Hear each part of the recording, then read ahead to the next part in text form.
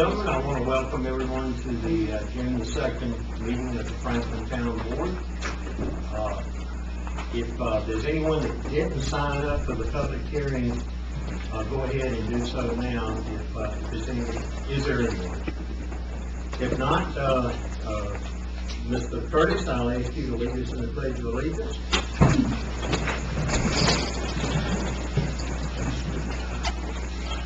I pledge allegiance to the flag of the United States of America and to the republic for which it stands, one nation, under God, indivisible, with liberty and justice for all.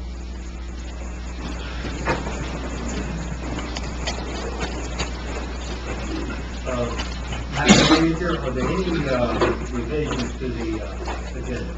No. Does anyone have any revisions?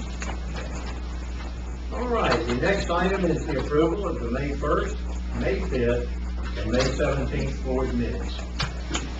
Do I hear a motion? Yea or nay? Second, all in favor? Just Mayor, can we jump back up and adopt the agenda? Sorry. That was my mistake. Adopt the agenda, I'm sorry. I make a motion to adopt the agenda. Second. All in favor?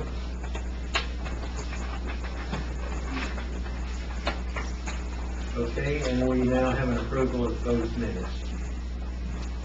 The first item on the business, well, we've got about 5 minutes before the public hearing is open for the proposed fiscal year 2014-2015 Town of Franklin budget. While we wait, does anybody want to have anything to say, or any announcements or anything? Mr. Mayor, you might open public session and we'll close it back down around 5. Mr. Mayor, that you say, but okay. You don't get me yet, are you? I believe we heard. I think that's another one of those that's going to be a 6-0 vote if I try to say. Okay, the public session, we might have to cut you off a little bit, but we'll get started. Mr. Derrick. Back here, up there. You're fine wherever you would like to be, sir. Well, I got the vocal. Board, how you doing, Mayor? Everybody. I read in the paper the other day that the town of Franklin is contemplating going into the drug dog drug business. They used to do that several years ago. They had 2 of them. I don't know if it was at the same time or, one right after the other. So one of the dogs died, and then later on, the other dog died. It ingested plastic. And they couldn't do anything about it. Since Franklin's only about 3.5 miles squared out, give or take a quarter mile, population is about 9,000 to 12,000. Yes, you do have drugs here in Franklin, and you always will. You're not going to get rid of it. You just have to try to stamp it out every time it starts up. But you don't need this little drugs if they're finding, which they are finding it. You don't need to spend all that money on a drug dog. When you get one of these dogs now, I don't know how it used to be, but I know how it is now. You have to get a dog that's certified, trained by somebody that is certified. It's like getting a new police officer. It's going to cost you some money. And the big tag on that thing is going to be like other things. That's not cheap. You're going to have a special car for that dog to get into. You're not only going to have one officer, you're going to have several officers that's trained in this, because if one goes on vacation, gets sick, or just gets fired, excuse me about fired, sorry about that too, but decides to leave, you need backup. So to get around all of that, everybody in this room right now is paying 4 or 5 drug dogs right now. Robbie Holland has them. And I don't see why in the world we can't approach him, somebody on this board in town government that has the ability to talk. And that's the key, know how to talk. Set up a meeting with Holland and see if he will work with us when we need a drug dog. Get on the red phone and call it. All those dogs, anytime, they need exercise. They need to go out and make hits. And a few months ago on one of the History Channels, they was talking about man's best friend was what it's called, but it was talking about how they work the man. And then it got down to the dog sniffing. Out of all this, they set up a test. 40% of the test, the dogs won. 40% of the times, the dogs found what they were looking for. 60% of the times, they didn't find anything. So you're dealing with an animal that's not always gonna do what you say. And that's something to think about. I don't really think we really need to get into the dog business. If it can be proved, then there is a necessity, then go ahead and do it. I don't see anything wrong with it. I was asked to come down here tonight and talk about this. I'm Carl. Derek. I'm gonna call Gene with that. But, I was asked to come down here and give this little spiel. But my brother, when he was the deputy chief down in Atlanta, we used to go out and watch these trainers. And they do not do everything that they're told to do, even when it's been trained for 3 or 4 years. That's just a fact. They're an animal. So that's about what I gotta say. I think you need to look into this a little bit. The legal tenders, what it's gonna cost you, and who wants the dog. You just don't go get it, and play last to come home with it. You gotta house that dog. And there's a criteria for that. Thank you. Thank you, sir. What's that? Folks, I have 2 more folks signed up for the public session. I don't know if there's anyone else, but it is now after 5 minutes after 7, and so we're going on into the public hearing for the budget. Is there anyone that wants to speak for or against the proposed fiscal year 2014-15 Town of Franklin budget? You want to speak? Okay. I know that surprises you. Good evening. I'm Angela Moore, for anyone who may not know. And I came tonight because I do want to talk to you about the proposed budget. The proposed budget that proposes a tax increase. $65,000. Managing a budget of millions must make $65,000 seem like a small figure. But this year, $65,000 is a huge number to the taxpayers of Franklin. $65,000 is the amount that must be cut from this year's budget to avoid raising property taxes. For the last 6 years, the economy has taken a turn for the worse. The families and businesses of Franklin have tightened their belts. They have downsized and sacrificed. They have lost income, they have lost jobs, and some have even lost their homes. Alternatively, the town board has chosen to build new facilities and fund a variety of non-essential services. And for some of these things, the town board has chosen to go into debt. Debt that burdens the taxpayers. $65,000. That is what stands between this board and a tax raise. $65,000 is the goal set before you. I ask you to show the taxpayers that you too can make hard choices, that you put their interest first, that you can tighten your belt too. $65,000 is the number of dollars that I challenge this board to cut from this year's budget. Thank you. Is anyone else on the budget? If not, I'll entertain a motion to close. Mr. Mayor, you just declare it closed. Okay, I'll just declare it closed. Okay. Next on the agenda is the public hearing at 7:10, the rezoning petition for Macon County and the town of Franklin properties. And I have 3 people signed up to speak to that. The first is Brenda Henry.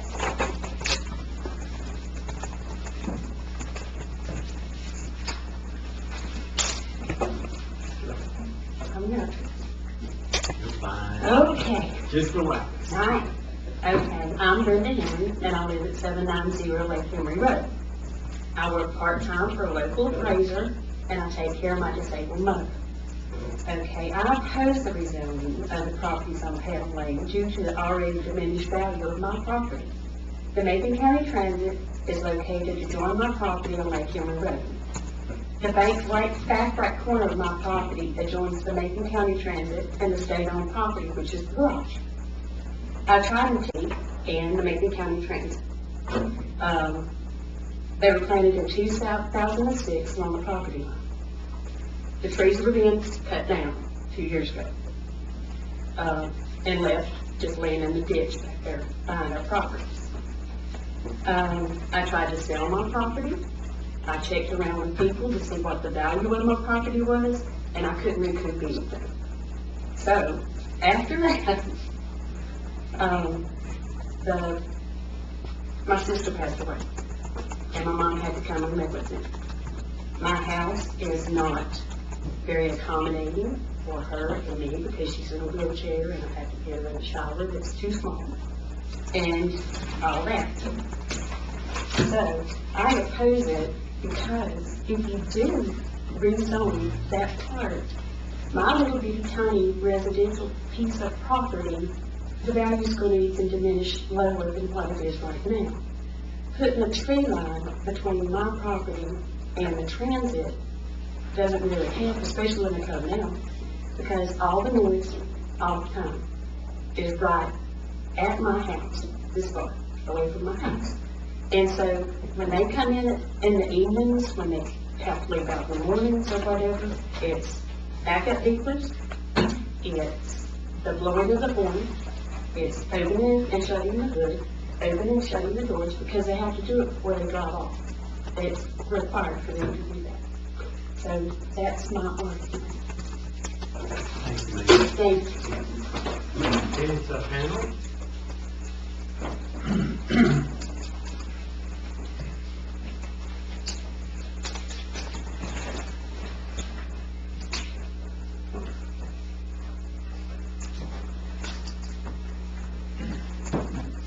Welcome, sir.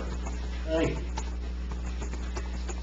Well, I've lived on Lake Emery for about 55 years. Several of you know me, and some of you know me most of that 55 years. But we've had the landfill on Lake Emery, and I think the folks of Lake Emery, and I kind of, like the other gentleman, I've been dedicated to come and speak. We put up with the other dump for all those years and years and years. I shot rats from the time I was 7 years old down there at the old dump, and now they've opened a rifle range, pistol range, whatever, and I can't even go down there and shoot. Now they're going to put this, the Transit Authority, they put it there. I had nearly every commissioner and town board at that time promised me that nothing would ever be put there. The agreement with Oscar that he gave me that nothing would ever be put in those fields in front of my house when he sold it to the county. The county promised to put up a fence line. They did, and it grew up and fell down. It took me about 10 or 12 years with Sam Greenwood to ever get it tore down and cleaned up. Now it's grown back up. I mean, I've had the Macon County landfill and all of this, nothing against the town of Franklin, but I think we've had our share out there, and now they're proposing this sale right straight in front of my house. If I'd have sold my house 5 years ago, like the other lady, I could have got out and made a profit and got off the beautiful shores of Lake Emery. But believe me, the beautiful shores ain't been there in a long, long time. And it's just getting worse and worse, and I think the county needs to find another location that's not in a residential section and try to move this landfill over there. If we're hurting that bad, I know it's a big expense to haul garbage out, but there's plenty of land in this county to look at and try to build a new landfill instead of putting a burden on the citizens of Lake Emery. Lake Emery used to be a very, very good neighborhood. Now, even with the sheriff's department, our next door neighbor, people are breaking in on us. Miss Pangle's been broke in too, stole her stuff. These elderly women and children are getting broke in, and we never get. I've been broke in too. Alan's been, everybody out there in the last 8 years has had some kind of vandalism or somebody breaking in. This past weekend, a group of somebody, I'm not going to say young kids or old men, but somebody went around and scrambled eggs in our mailboxes all over Lake Emery. I mean, this is getting plumb ridiculous, and I think this town board needs to say no and let the county go somewhere else and look and try to fix the problems, and then maybe we can build our neighborhood back to what it used to be. Thank you, sir. Derek Rowan.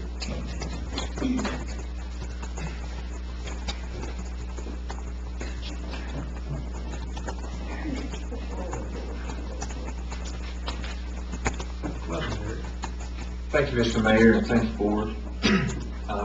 I'm here to speak on behalf of Macon County in regards to the proposed rezoning of the property our landfill is located on.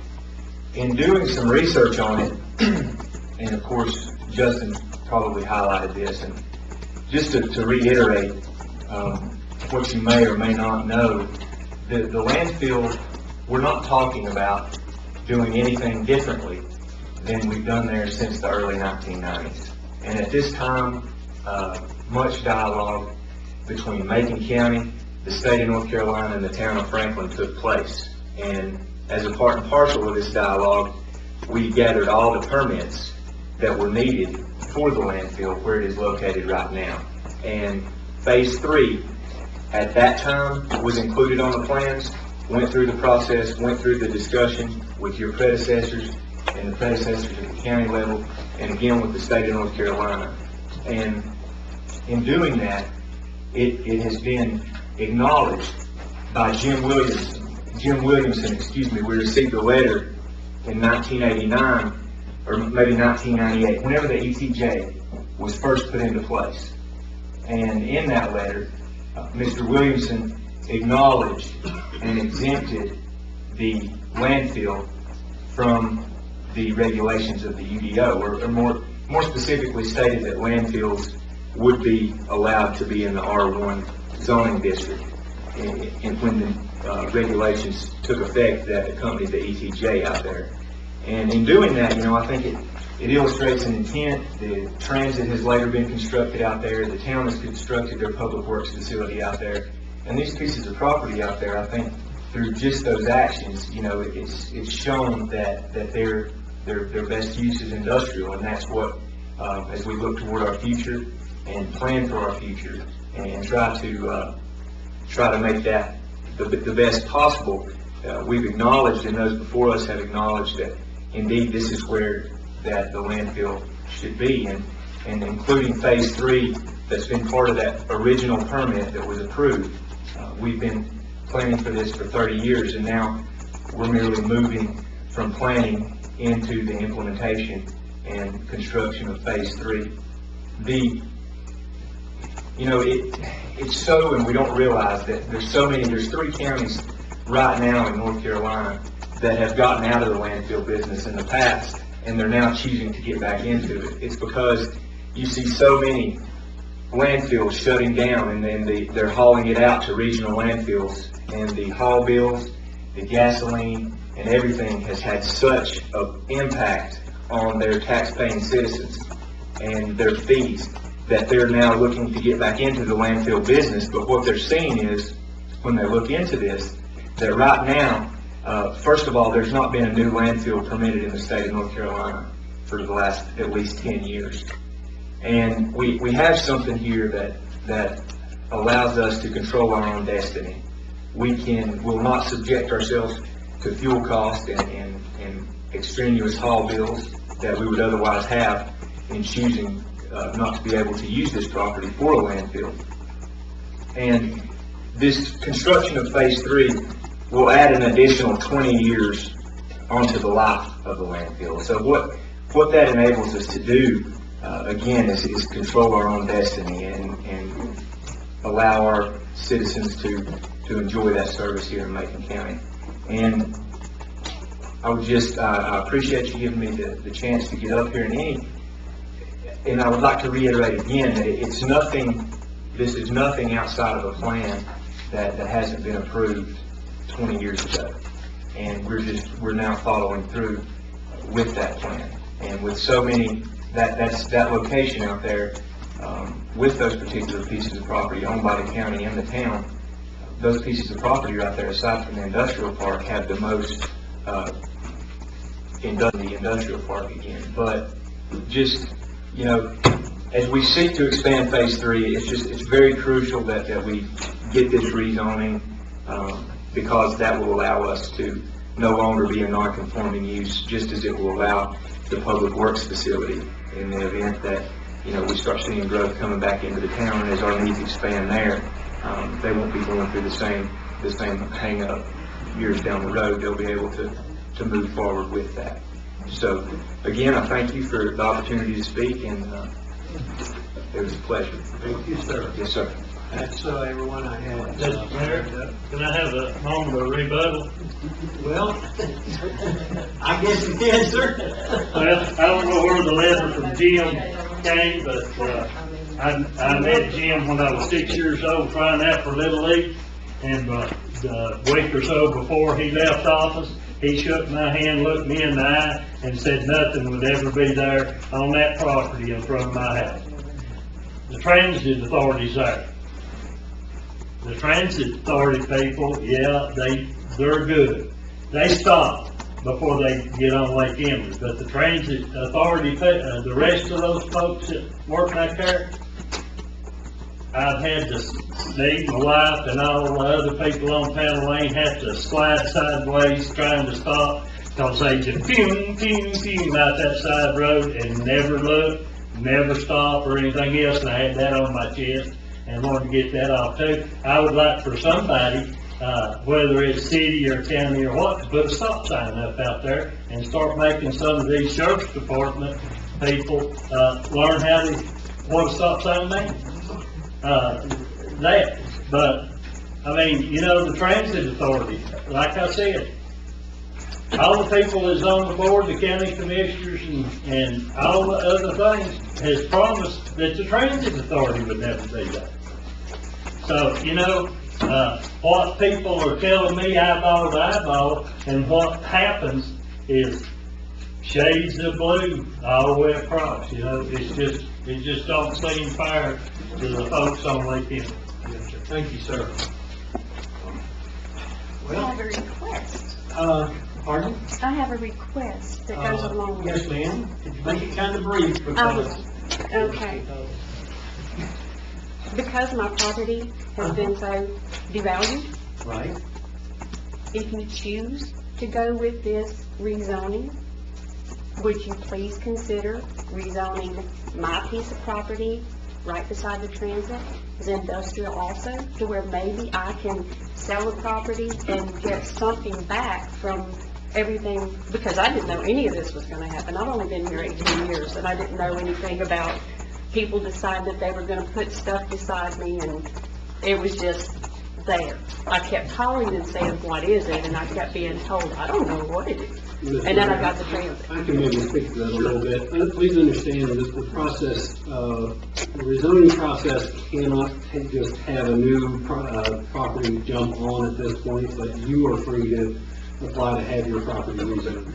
And it will require a separate process, but it is, I don't know of any reason you wouldn't be eligible to do that.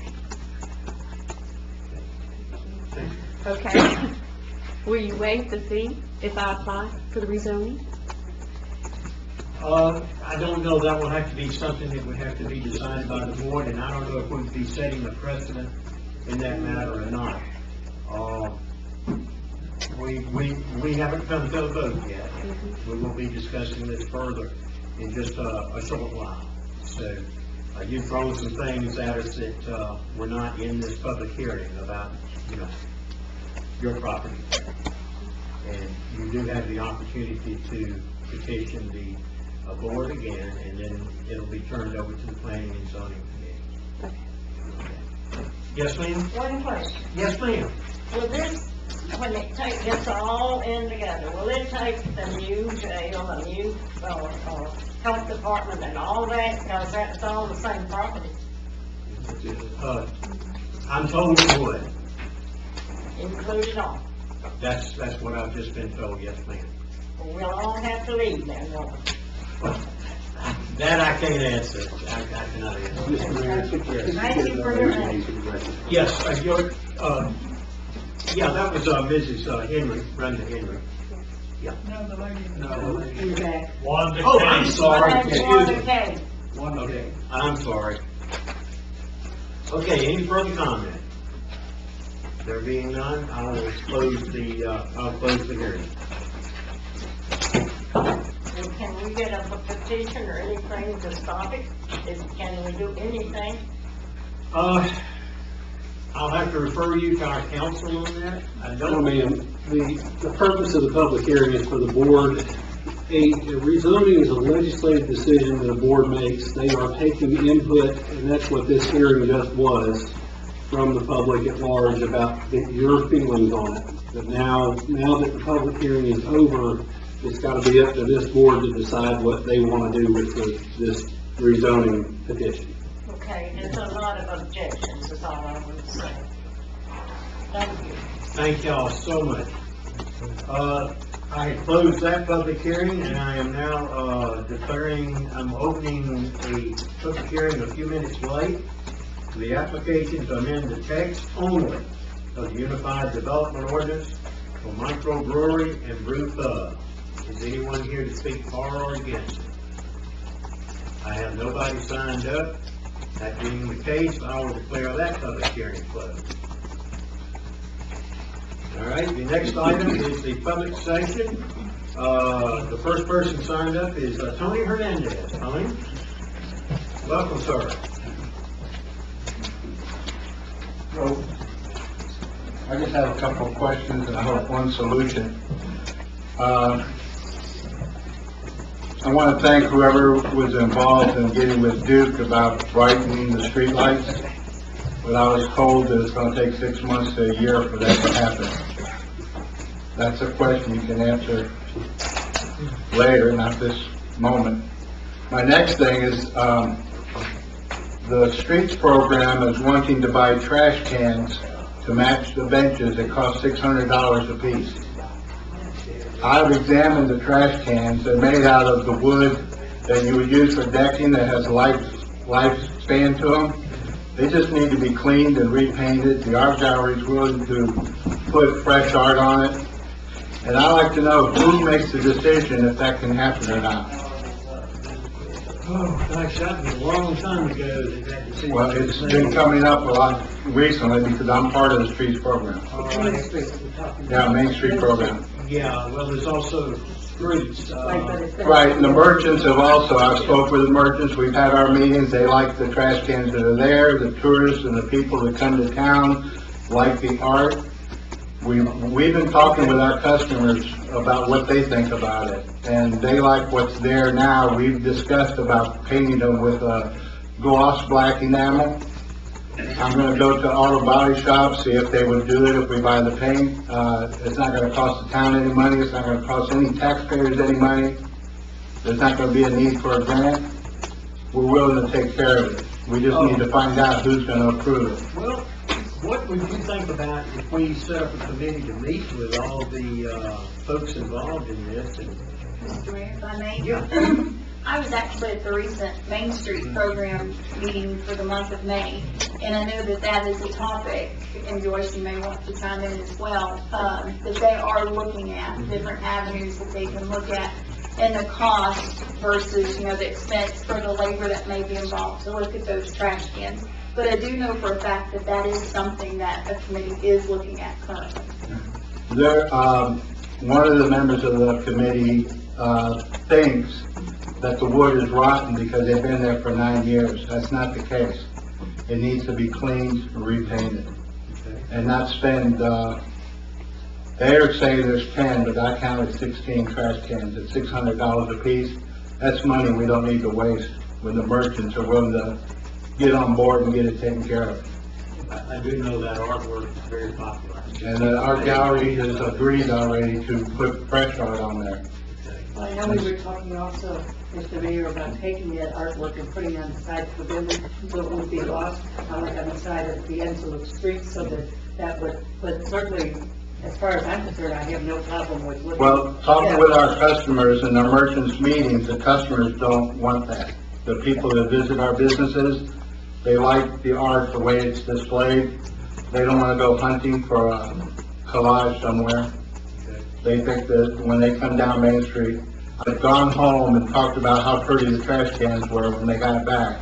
And that's the whole reason for wanting these $600 trash cans, that to me, there's one in front of Walmart that resembles it, and it's very nasty with its rails, because it matches the bench, the new benches that we have. And unless you're gonna, to me, there's gonna be more maintenance in taking care of that than what we have now. Let me, you're on with the Main Street program. And I'll, You attend, and we could have any other board members that would like to attend. I would be glad, Mr. Mayor, Mr. Hernandez. I plan to attend the next July, Okay. or excuse me, I'm not the June meeting, and I'll be glad to address some of these concerns at that meeting as well. Okay, what I'm getting here is, it's the committee that makes the decision if we get them or not. That's a starting point. Okay. We have all kind of It's a starting point. Yeah. Because I was told the trash cans are rotten, we can get the town to pay for it, we can get a grant, we don't need to spend taxpayers' I money think it comes from, when we have merchants that are willing to take care of it. Okay, thank you, sir. Thank you, Okay. Mr. Hernandez. Mary Carolyn Trust. Okay, what I'm wanting to talk to about is the nuisance code. So it's more than, more of it's new business. Okay.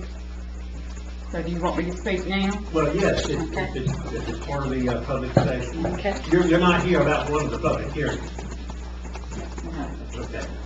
I'm representing my brother, who lives on 65 Ridgewood Drive, and, Mr. Setzer has gone out today and has looked at the place, and there's still some work that needs to be done. My brother was unable to come because he's in the hospital. And, so we're wanting to see if we can get some more time, 45 days at the most, for my other brother, as well as my brother who is sick, and myself, to comply with whatever we need to do, because, and we'd like to have a list of what we need to comply with. Because, I think we can arrange that, yes, ma'am. okay? Certainly. And Mr. Mayor, Yes. and, Mr. Rhodes, this is actually, Mr. Setzer will be addressing this a little bit later on in the, under new business as well, so this will be coming back up. Okay. Yes, we will. Okay. Thank you, ma'am. Thank you.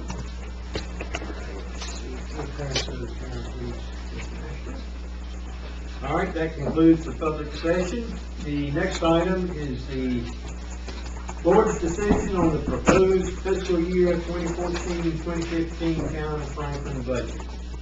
The floor is now open to discussion among the board. Does anyone like to make a comment? All right, none. I hear none.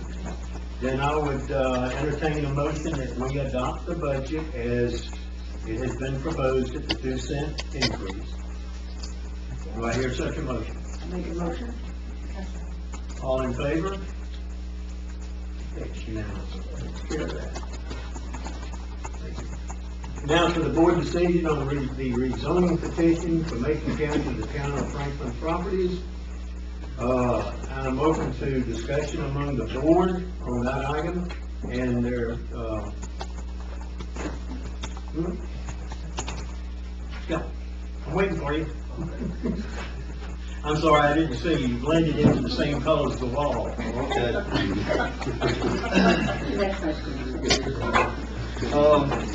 Yeah, in your packet, you'll probably see some of the same paperwork as from the beginning, and it also went to the planning board on the rezoning. And this rezoning on Lake Henry and Hannah Lane and Sierra Drive, which includes 9 parcels of land, 8 of which are zoned residential 1 and 1 is commercial 2. And the petition is to, of course, rezone those to industrial 1, which is to bring all those properties that are non-conforming into conforming status from, that have been, in a sense, out of conformance since the town adopted the new UDO back in 2007.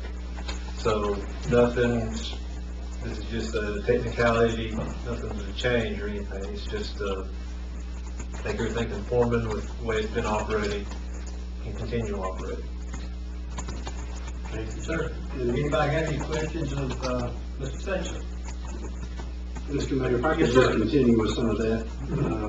explanation. I think there does seem to be a misconception that this is some sort of vote about whether or not the present use of the landfill can continue. And I think this board is used to dealing with non-conforming uses. The idea of a non-conforming use is that you go and rezone a piece of property and say, well, now you can't do X, Y, and Z things here. But if they already were doing X, Y, or Z things there, you can't come in and make it illegal through a zoning ordinance change. So that's essentially what we have here.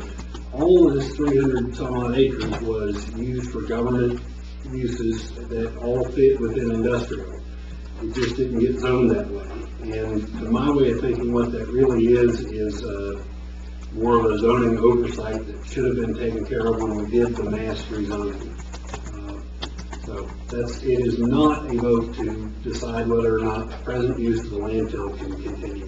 So no matter what we vote, they can do whatever they... Yes, sir. They would have to, they and the town would have to cease its operations on parts of it, and they would have to just cease all that sort of thing, and the landfill in particular, for 6 months before you could declare it to be no longer fit for, that use anymore. And that clearly is not going to happen. So that's certainly not what you're voting for. Any further discussion among the board? Mr. Setzer, do you have anything else? No, This matter. that's pretty much all of it. Okay. Any questions for me? Council, I believe that you have you will provide a motion. Yes, sir, Mr. Mayor. The appropriate motion would be to adopt the zoning map amendment and the zoning consistency statement as presented. I entertain a motion to that effect, unless there's further discussion. We have a motion. We have a motion. Second. We have a second. All in favor?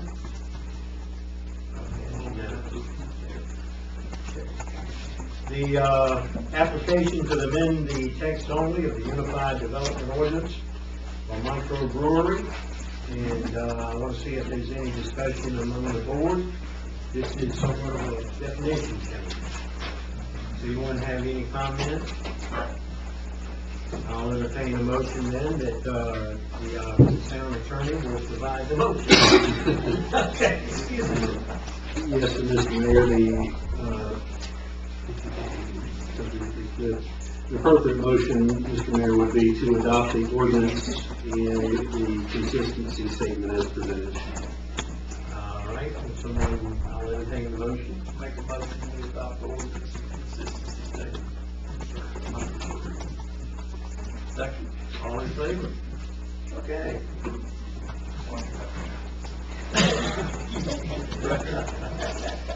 All right, let's see where I am here. Okay.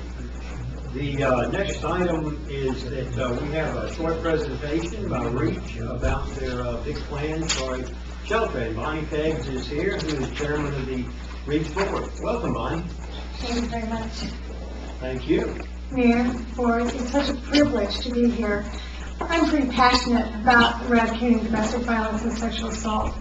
And it's ironic that not only do I have the privilege of being the president of the REACH board, I'm also the hospital chaplain. And as chaplain, many times I see firsthand people who come into the hospital who've been abused, who've been sexually assaulted. And it's hard to describe how that reaches and grabs your heart, because we need to take care of those who can't take care of themselves. And unfortunately, our shelter is a very old ranch house, farmhouse, that has 6 bedrooms. In the last 8 months, we've had to turn away 14 families. And when you turn away a family, you know how hard it is for someone to come and make a decision to go to a shelter. It's probably one of the hardest things anyone's had to do. And then when they're told, no, we have no room, it just is wounding. So we're in the process of finally building a shelter. We're looking at building a new shelter that has 10 bedrooms. And it's going to have the security that we need. It's going to have all the things that you would want to have for a family. And when you think about that and what it means for our community, we hate to think that we have domestic violence and sexual assault in the beautiful place we live. We are blessed to live in Franklin, North Carolina. But unfortunately, and to that end, we're building a shelter. So we've come to the town of Franklin asking, in this difficult time when money is so tight and we're trying to reach $302,000 to help with the funding of the building, that I'm asking the town if they would this one time give us funds to help build our shelter. We're asking for $12,000, and what does that mean? It means so much to each person who comes to us. And REACH is an acronym for Resources, Education, Advocacy, Counseling, and Housing. But to us who serve on the board and those who are touched by domestic violence, REACH is exactly what we do. We reach out a hand for those people who can't reach very far. And so we try to reach farther, grab them and put them into a place that is safe, that is secure, and that gives them all the things that we need. So that's why I'm here tonight as the REACH chairperson of the board to say, would you join with me in helping us build a shelter for those people who live here and are not in a safe place. I have packets for each of you that has information, because I know that you have to look at all things, and everything that people are passionate about touches you. So I just want to give you the information that you would need during the time that you're looking at the possibility of helping us fund to build a new shelter for the women and children of Macon County. Thank you, Glenn. Appreciate that. We'll certainly be taking that into consideration probably in the next couple of months. Okay. Mr. Mayor, may I make a note on that? Sure, ma'am. Ms. Peggy as well. This is certainly a noteworthy cause and something for you to consider as well, kind of where I would direct you to maybe look at. In the oncoming month, the town will be opening up their nonprofit funding pool, and I will have applications available probably maybe the second week in July. So if you'd like to touch base with me, you can look that out, okay? I appreciate that. Thank you. Thank you very much, Mayor. Thank you, Board. I appreciate Thank you it. so much. We have a proclamation. I don't think that the gentleman that is requesting the proclamation is here, but I will read it, and then I'll ask for a motion from the board to adopt it. It is a proclamation, whereas it's July the 4th, 1776, Americans have experienced freedom's power to overcome tyranny, inspire hope in times of trial, and enable the creative gifts of men and women toward the pursuit of a more perfect union. Our nation thrives on the right to liberty for all people, every race, color, and creed. We have long been and continue to be a beacon of hope for people and nations around the world. And whereas America today faces daunting challenges, yet we have proven over and over that no challenge is ever insurmountable. We need only to draw upon the inspiration and perseverance of those before us, our founding fathers who declared and fought for our ideals. They motivated our ancestors who immigrated and struggled to build a better future for their children and ours. They created an environment where pioneers and entrepreneurs could blaze trails that continue to expand our horizons. And whereas the spirit of our nation is strong, the freedom of our forefathers won for us endures. We still fiercely stand for personal freedom and opportunity, and we inspire other people throughout the world to do the same. Throughout our 238 years, we continue to defend our nation and spread freedom and opportunity for all. And whereas, on this 4th day of July 2014, we honor and salute the brave men and women of our military, their families, and we express our gratitude for their courage, dedication to duty, and love of country. And whereas all people have value and worth, all people are deserving of respect and dignity. America continues to evolve and prosper and grow despite setbacks. Our great nation continues to provide an environment that encourages and allows success as defined by the person pursuing it. We are the beacon that others follow. Let us continue to be worthy of that honor. Now, therefore we, the Mayor and Town Board of Franklin, North Carolina, do hereby proclaim Friday, July the 4th, 2014, as Independence Day for all, and urge all citizens and visitors alike to join us on this day as we celebrate our achievement and embrace the opportunities that lie ahead. Do I hear a motion to adopt this proclamation? I make a motion. Second, all in favor? Okay, I think there's something like about 6,000 towns signing this same proclamation across the country.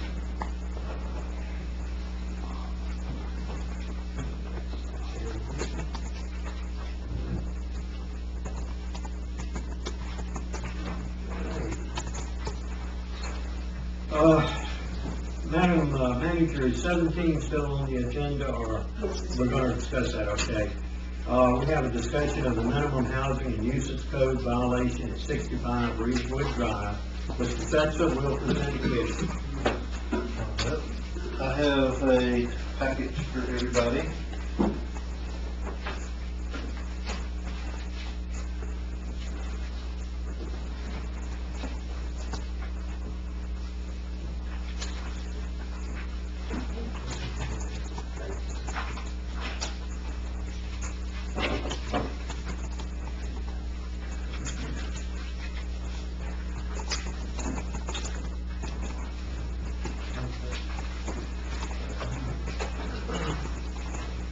Okay, I just in front of you is a packet.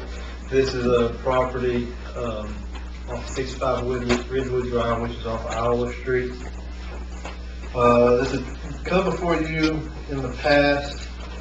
I've got a timeline laid out for the evolution of this issue, and let me go through that right quick. The first complaints on this property came in back in July the 12th, 2011. The first site visit was done July 13th in 2011, and then the second site visit, obviously after some more complaints were filed, was June 28, 2012. A letter was filed and a public hearing was held with the owner of the property and the adjoining property owners in the neighborhood on July the 27th, 2012. After that hearing, which was for violations of the minimum housing code in town of Franklin, a 90-day repair letter was mailed on August the 1st, 2012. After non-compliance, the town back in on November 5th, 2012, the town board voted to have the county attorney petition to have the Supreme Court order to comply with the order of the town planner. Then, after that order was petitioned, on October the 7th, 2013, the Supreme Court, or Superior Court, gave out that order of judgment to comply with the town planner and have the property code in compliance with the minimum housing code.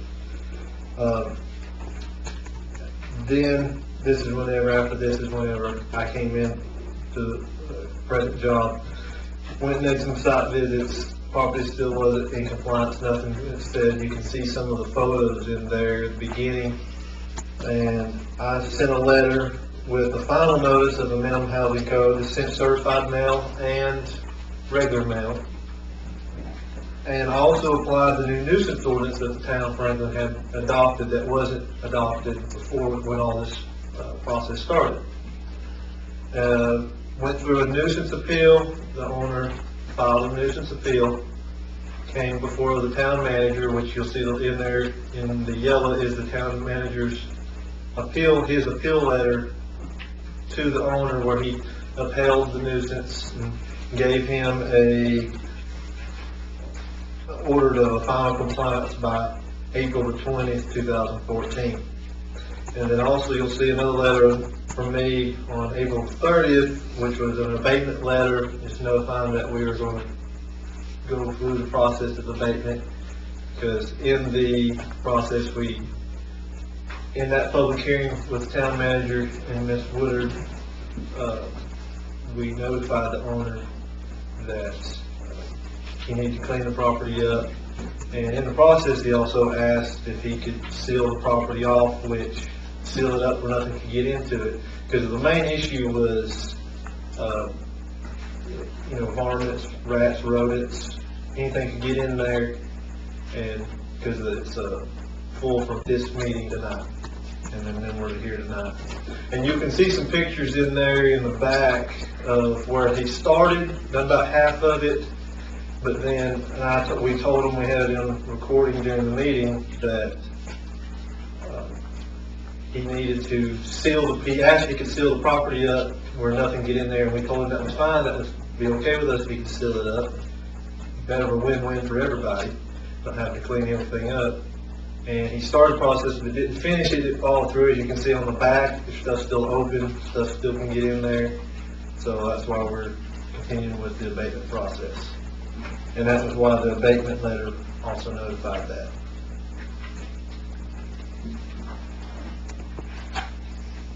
Is there any questions for me on this process? So where are we seeing now?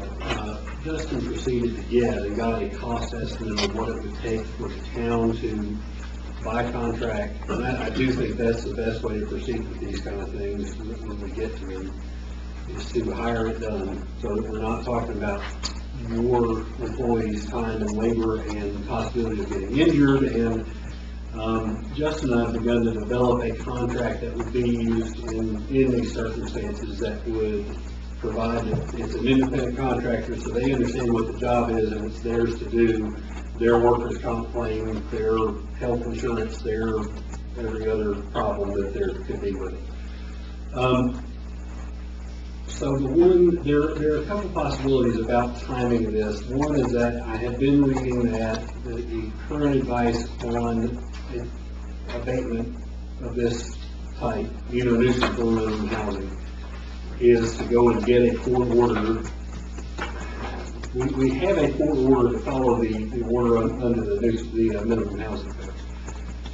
The current advice is to get a court order that the person either abate it, or after a certain period of time, then the town would be ordered to go abate it, and the cost would then become a lien against the property.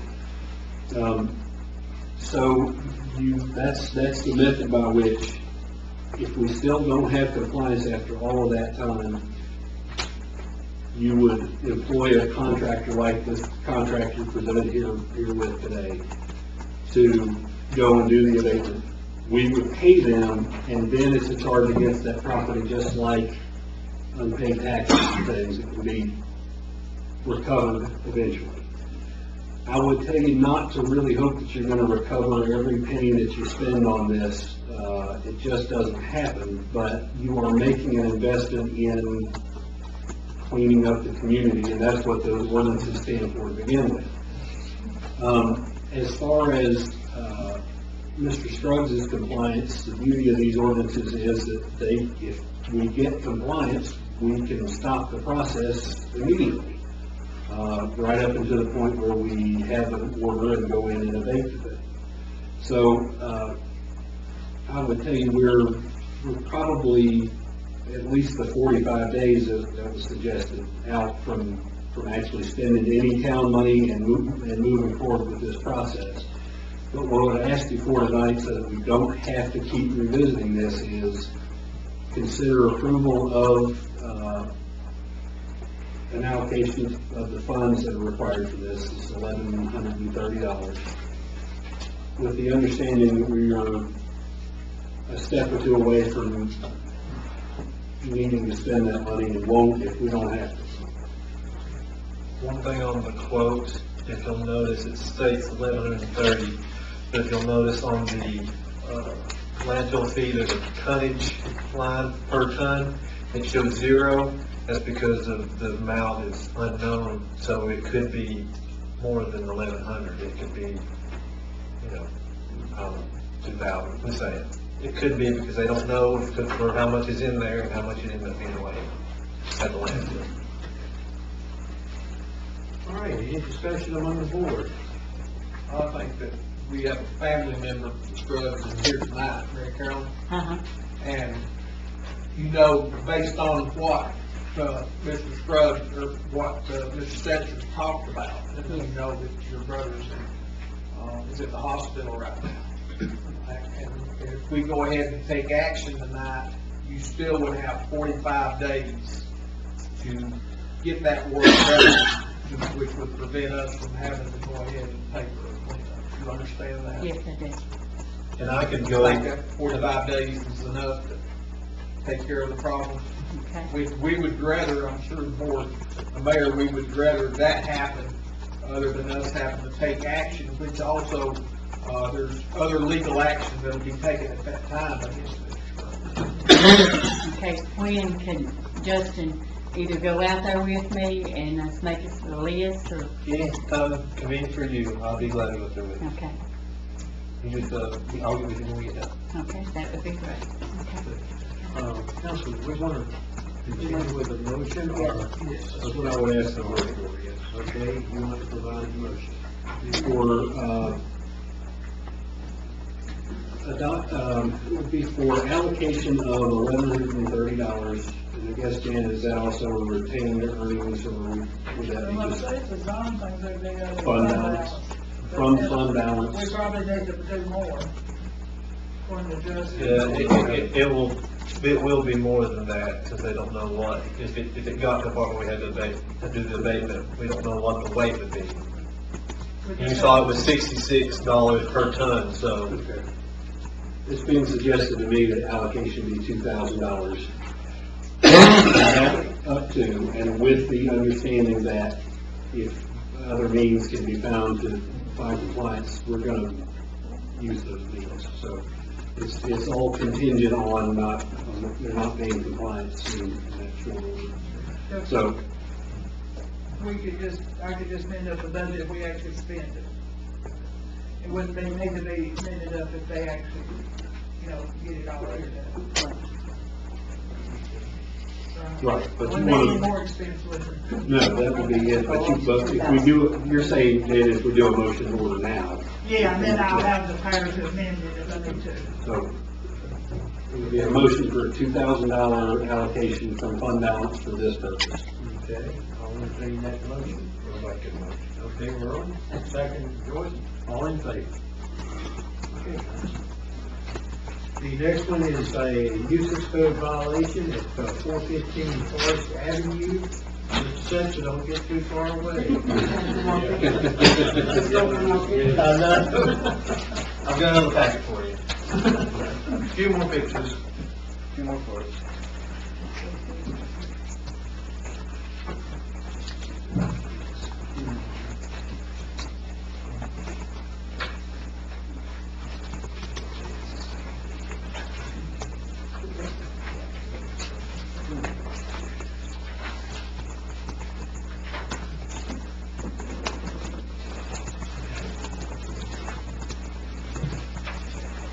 Now, with this property, this is the, property at 415 Forest Avenue. It's as you can see on the first picture, it's a burnout double wide. There's fire, I think the fire was, I believe, back in 2011, I believe, was the fire.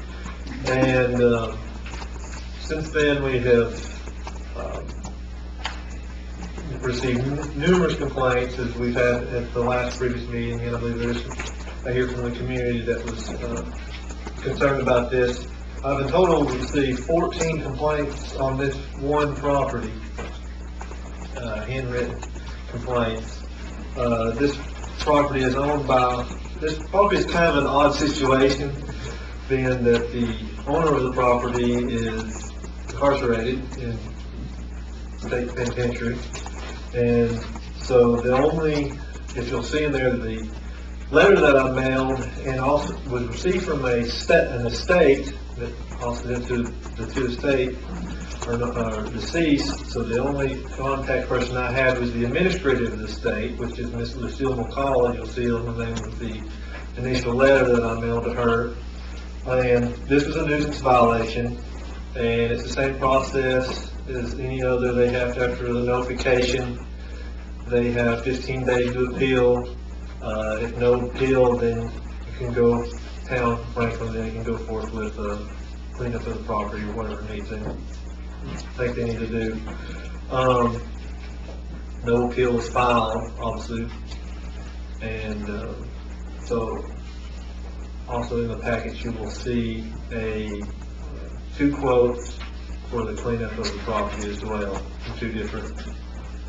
Was any of this property ever confiscated as a result of? Not that I'm aware of. I'm talking about any federal state agency that might have confiscated this property? Well, when Derek Roll was the land use administrator, he did a massive, junk car, ordinance abatement at this property. And that was in conjunction with some law enforcement. Is he still here? Yeah. That was in conjunction with some law enforcement. Chief, were you here at the time? Yes, last year, about this time last year.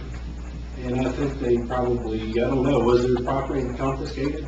But you don't mean the real property, literally, right? You're talking about I'm not, that's what I don't know, if there was I was thinking that, what is the term when they, the feds, There was no asset seizure. forfeiture. There was no seizure. There was no asset forfeiture. That's what I mean. The federal government has it locked down because of the tax lien. Okay. Isn't that correct? Yes. That's what, they've got the first tax lien, so anything that we do, we wouldn't be able to collect any money until they got their money. But there are some other ideas. If you get to the point of foreclosure and there is a federal tax lien, and I don't know if I might correct you, but I think this is right, there's some way to offer the federal government to come in and they can redeem the property, so they can say, come buy it from us, which I don't know that they ever do, and they get a 3 or 4 month period of time to do that. I think that's right. We are this one is a trick pony, because and I know there has been you have received a lot of citizen complaints about this particular property, but I don't know that I can get all of them to understand, but hopefully you'll understand. We're talking about ownership by a person in prison and one estate, and then the person who inherited through that estate also died. And there's the public administrator is the administrator of both those estates. We can get there. We can figure out who will serve and how to get them served and what kind of hearing it takes. But it's going to take a lot of time and patience. I wouldn't ask you.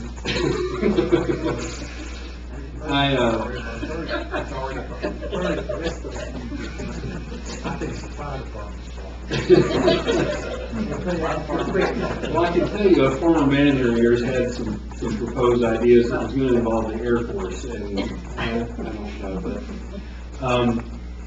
for tonight, I wouldn't ask you to even consider approval of either of these contracts. You can also see how much expense we're looking at going through for this. I think it's worth it. I think you're talking about enforcement to clean up and preserve a nice environment and not in an outlandish way. We're talking about just deplorable conditions. But for now, if you would just authorize the land use administrator and manager and myself to pursue whatever means necessary to move forward toward enforcement on this issue. I have one, and I bring this question up at least once a year. Where is the health department? I am getting a little, the town cannot enforce health regulations as such. That is a county. Now, the town municipalities are empowered to define and abate public health nuisances and dangers to the public. And that's separate from public health hazard law. Now, I'm no big expert on public health hazard. I've never had to deal with that directly. But if you ask health department, is there a difference? They will tell you there's a huge difference. And basically anything short of like a toxic waste spill or an open sewer or something along those lines that presents a present immediate public health threat, they are not going to have anything to do with it. So they do not care about burned out trailers. They will tell you that is none of our concern and we don't enforce against that. So we felt that out and they just... When one thing for sure, it's not gonna get yard of the month. I don't think better. So where are we right now? I don't know Motion that, or- I don't know that we actually need a motion as long as it's for the board's consideration and you understand that's where we are on this and heard a lot about it from the public. We're gonna take steps. All right. Any further discussion? on I that? think we ought to move ahead and let the attorney, town planner, town manager go ahead and look, see what we can do.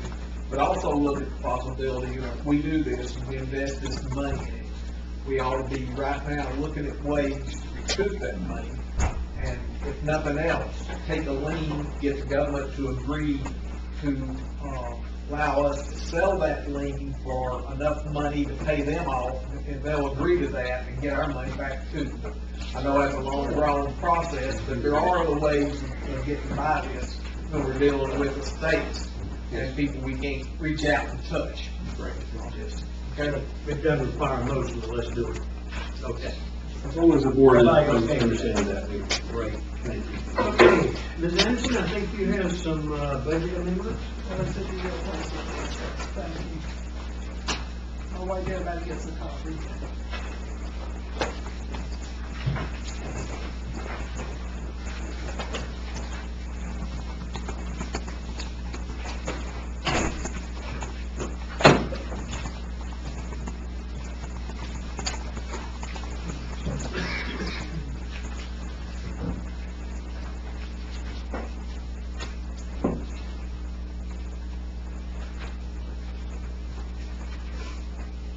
Okay. Okay.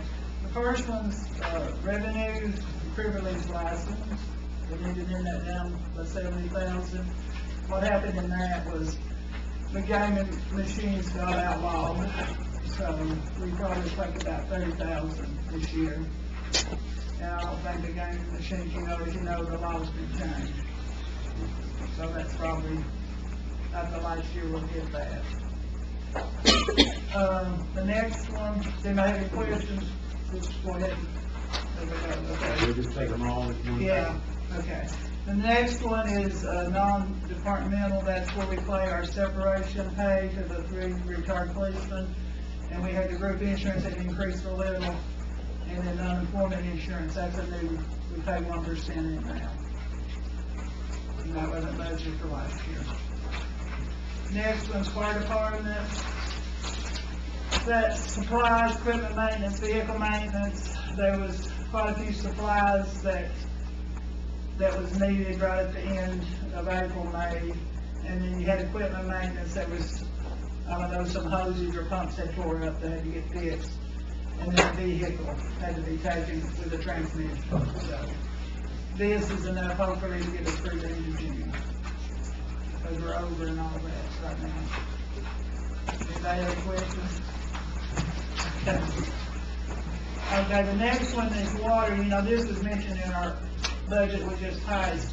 The utility fees was down 300,000, and when I looked at it today, it's closer to 365. What happened, the best I can tell, people quit using as much water, and the usage, in my opinion, is down. We didn't have any growth, so we need to decrease that. Because we've been averaging about 260 to 270,000 a month in those revenues. Any questions on this? And they've not had any, like new buildings or new water taps or whatever. Any questions? I'll entertain a motion to approve the budget amendments as presented. Okay, second? Yeah, good, thank you. All in favor? Thank you.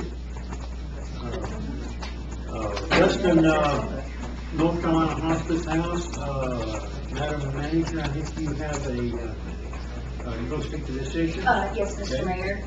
If the board would recall, at your April meeting, it was brought to the board's attention to look at applying on behalf of the Western North Carolina Hospice House Foundation for an grant. However, the board did place upon that motion that it was contingent upon the then town manager, Mr. Warren Cade, and the town attorney making sure that there was no liability involved with the town of Franklin. Upon investigation of that, before I signed anything as interim town manager, I looked over the application itself, and I do feel like there is considerable amount of liability that the town of Franklin will have to assume. Myself, and we actually invited them to attend the meeting tonight, and I don't see anyone in the audience. With that being said, I am going to turn it over to the attorney to express his concerns as well. I'm of two minds about this project. If it went through as described, it does represent a significant investment in the town. And the reason that you would do this sort of thing is with a rehab of an unused vacant property, with a large investment coming to town and positions, full-time positions created, it would probably be well worth our involvement and definitely well worth the minimal match that you have to make, that I think that you will probably even be reimbursed anyways on this one.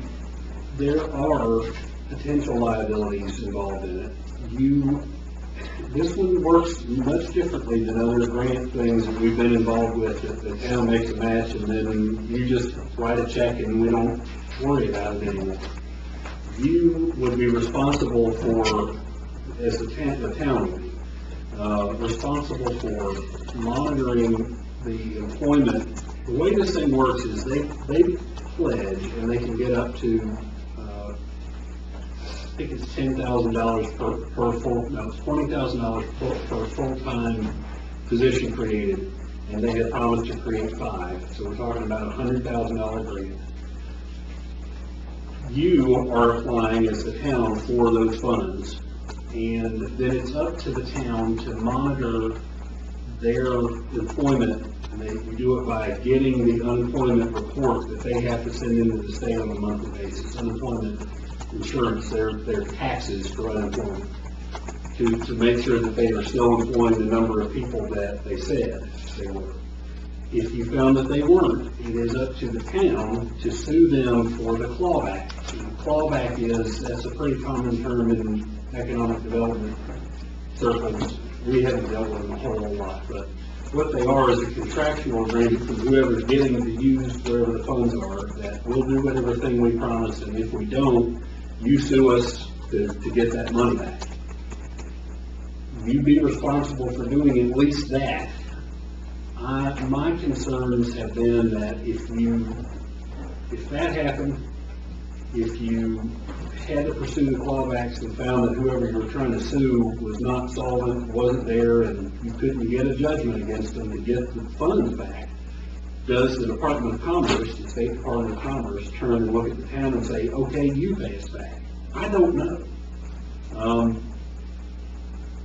As your interim managers told you, we've been trying to get that answer for quite some time. I thought I had, maybe 10 days ago, 2 weeks, I had played a little phone tag with somebody from the Department of Commerce, put in writing all of my concerns and emailed it to this person, never got an answer.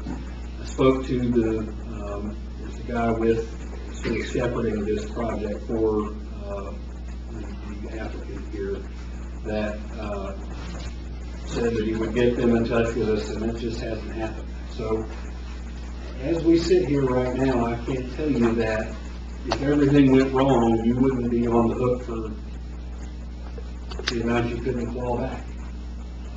$100,000. Is there a history of this happening before? No, I have no reason to suspect them. I don't know. It certainly looks appealing on paper, because, if you look at the application, they claim to have a commitment of nearly $1 million from State Employees Credit Union. That's a match, that has to be matched. I'm sure it does. I'm told that this particular grant is some integral puzzle piece of getting those matching grants. That said, nobody's explaining to us exactly how it's supposed to work, and they're not here tonight. So, When is the deadline? Well, the deadline they were trying to meet originally was May 20th. They have a new one of, what did I say, July 9th, I think. So, July. So there is, if you still want to entertain being a part of this, you get one more bite at the apple. That'll be the July meeting, I assume it's early. Yeah, our July meeting is the 7th. You get one more bite at the apple, that'll be July 7th. Where, you know, I think Summer and I would express back to them, look, folks, this is your last chance. You are hanging by a thread with the town of Franklin being involved here. Or certainly you could take the action of deciding tonight by motion not to get involved. My reading of it, gave me the opinion that there's 13 positions, not 13 and a half. Well, It is 5.7 FTE of the businesses. I think You can't count it. yeah, and I'm not clear on that either, if they're, and I saw that too, and that's another question I had, and I don't have an answer to. Well, I'm just gonna be honest. I think, I'm sorry, let me, Barbara, just to answer your question briefly, I think that they made that, they're only asking for 100,000, so they have to prove 5. So that's what we would be responsible for making sure they did. Actually, I think it's 10,000. The 10,000 per? I think it's 10,000 per. Um, Funding amounts available are eligible for 10,000 for newly created full-time jobs. On the first page. Yes, and they must be guaranteeing 10 of the, There's a lot of things, this is unlike anything we've ever done before, first of all. That's not to say that, you know, we shouldn't look at it, but in looking at what they're expecting us to do, expecting them to do, I just don't. Because we have to verify everything, and we have to, if I can find the place again.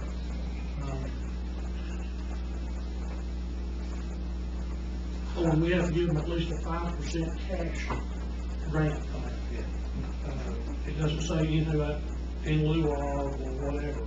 So we're gonna be, if we do this, we're gonna have to pay $5,000 something dollars. That was supposed to be the university. It says here that it's at least a cash match equivalent to at least 5% of the grant.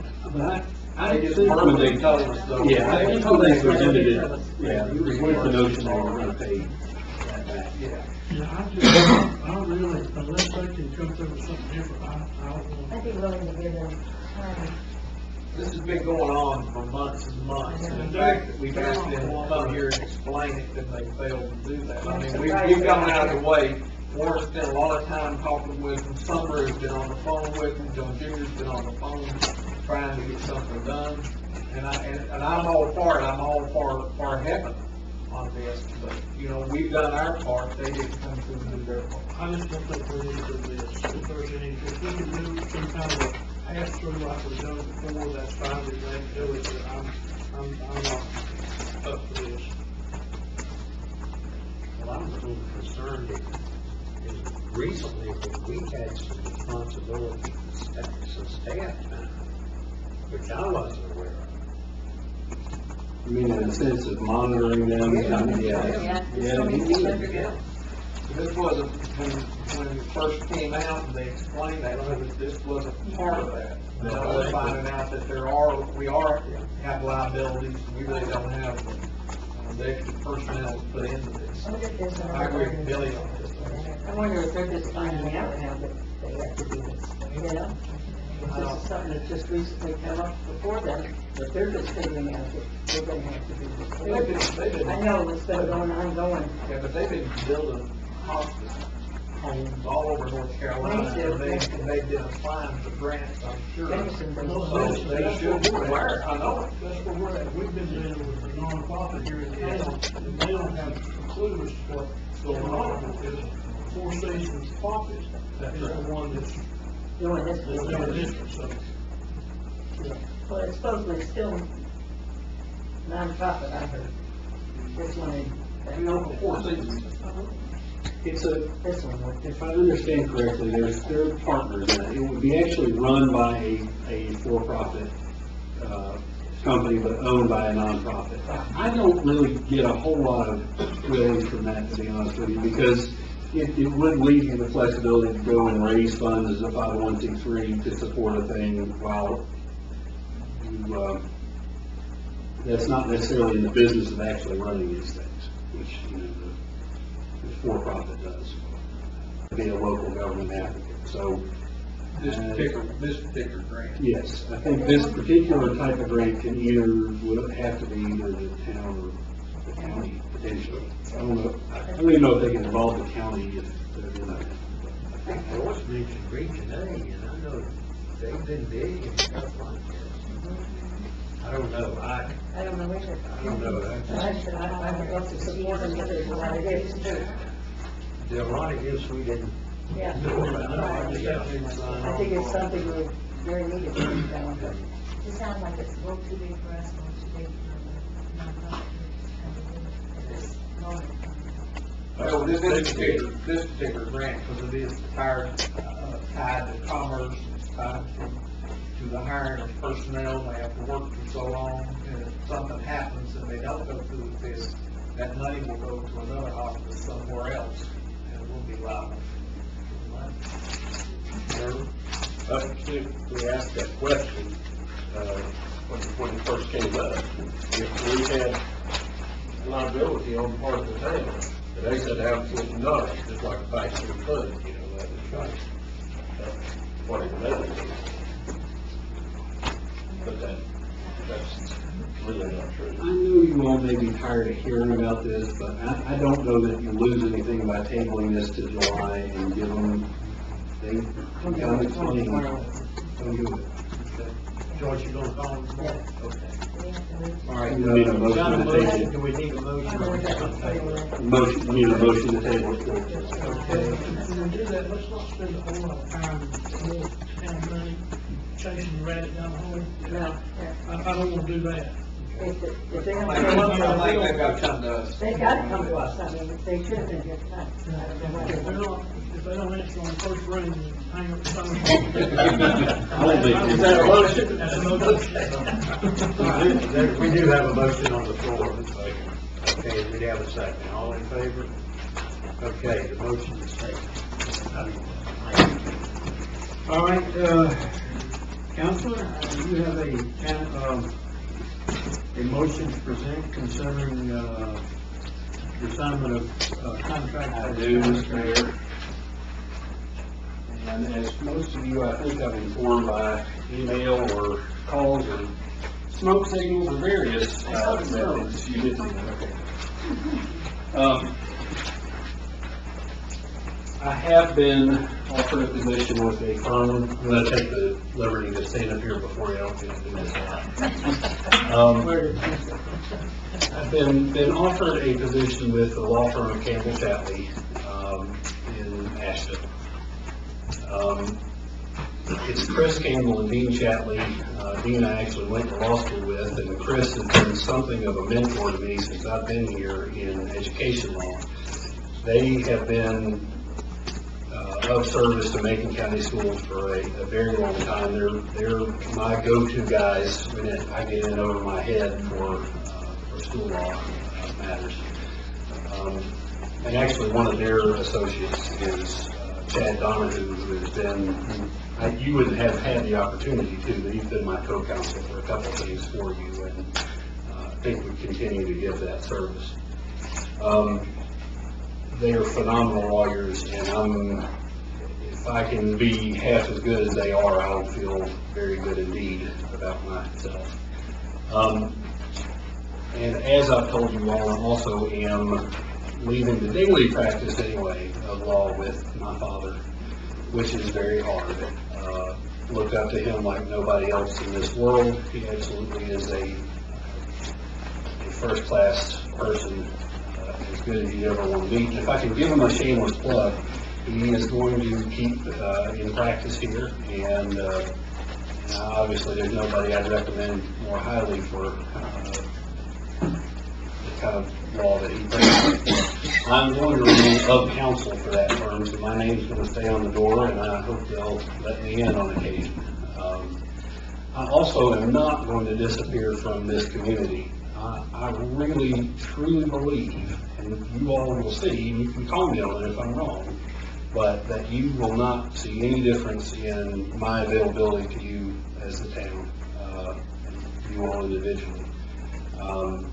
My cell phone number's staying the same. I think most of you have it. If you don't, I'll give it to you. Keeping the same email address. I'll be at all your meetings. I'll be here when you need me. I'm going to be here for Macon County Schools as well, as long as they'll have me. I'm also not asking for, and if you, this is a pretty brief assignment of legal services, would be just effective July 1st, would move the home of your town attorney to that firm, but it doesn't change anything else about the contract that we entered into in 2013. It leaves billing the same, and every other particular about that contract stays the same. So I'm happy to answer any questions you might have about that. I'm happy somebody likes you so well that they're pulling you away from us. Just a little bit away. Our intent is, and I don't know if I pressed this point enough, that the town frankly is going to be their first municipal client full time. So they really got to treat you well, because we're going to try to attract some more municipal business. So if we do training for this law firm, we'll be getting a discount. Well, I think that means you've been lucky enough not to need a whole lot of lawyers, but you've been getting the cut rate. No, but it will be there will be a bunch of other legal advisors that will be available to us through this change. They will be, and they have much greater experience than Dad or I ever had in areas of litigation, so we're not going to try to jump on any of that, We hope we don't need it. to be sure. I'll be number 4. Yeah. So, yeah, it's not a big impersonal.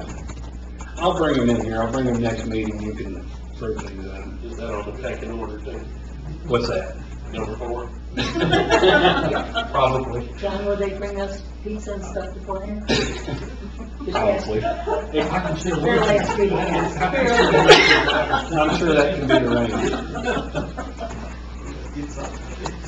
Barely, to answer your question, they have asked me to carry heavy things for a while. I'll have to carry the gym bags, but I'll get through the hazing somehow. Well, thank you very much, and I would ask you to consider approval of this assignment.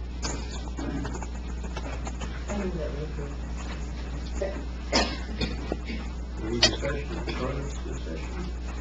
All in favor? Okay, ladies and gentlemen of the Fourth Estate, we'll be going into a closed session. We so moved.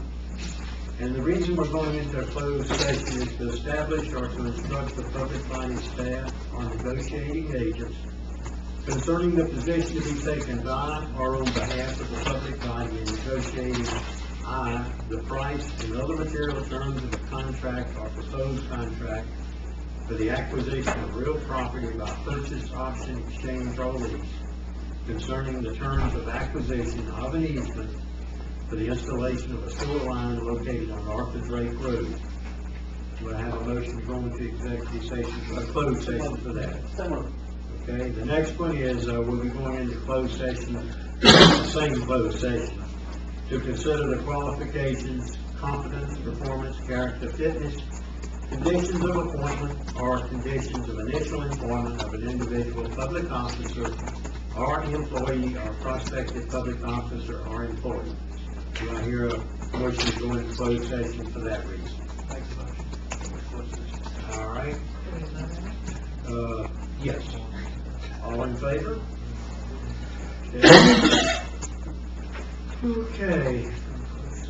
Okay, I don't know what kind of announcements we might have coming out, but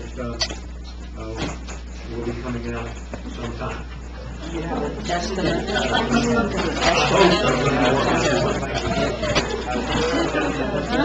An hour.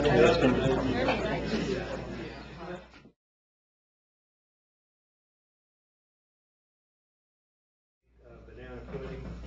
And if you got it, we're going to get you. We had cream pie, banana cream pie, I like it. Okay. Yeah, make something, isn't it? We'll come back into open session.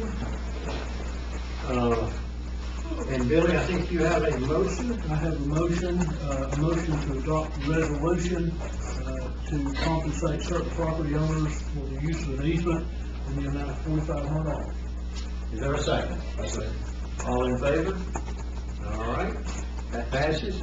I have a couple of announcements. The Town of Franklin Employee Luncheon will be July the 3rd at Pat Buddy's, and the Town Hall offices will be closed Friday, July the 4th in observance of the holiday. Has anybody got any further business? I'll entertain a motion to adjourn. I make motion. All in favor? Okay, we're adjourned. Okay, come on up.